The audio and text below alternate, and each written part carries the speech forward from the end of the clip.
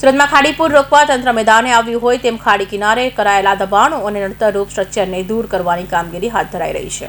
સુરતમાં ખાડી પૂરની સ્થિતિ બાદ તંત્ર કામે લાગ્યું છે અને સુરત મહાનગરપાલિકા દ્વારા જે ખાડીમાં નડતર સ્ટ્રક્ચરને હટાવવામાં આવી રહ્યું છે, ખાડી વહેણના પાણીને નડતરરૂપ સ્ટ્રક્ચર હટાવવામાં આવી રહ્યું હોય, જેમાં ભેદવાડ ખાડી પર નડતર વોટરને લઈને ઊંચી કરાઈ હતી। સુરતના અલગ અલગ ઝોનમાં ખાડી વહેણના પાણીને નડતર સ્ટ્રક્ચર હાલ તંત્ર દ્વારા દૂર કરાઈ રહ્યું છે। મારું નામ સ્વાતિ દેસાઈ છે, ડેપ્યુટી કમિશનર સુરત મહાનગરપાલિકા સાઉથ ઝોન। એનો હાલમાં હું હવાલો સંભાળું છું। હાલમાં ખાડીમાં અવરોધરૂપ જે પણ દબાણ એ અનધિકૃત જે કંઈ અત્યારે સ્ટ્રક્ચર્સ છે તેને દૂર કરવાની કામગીરી ઝોન કક્ષાએથી હાલમાં કરવામાં આવી રહેલ છે।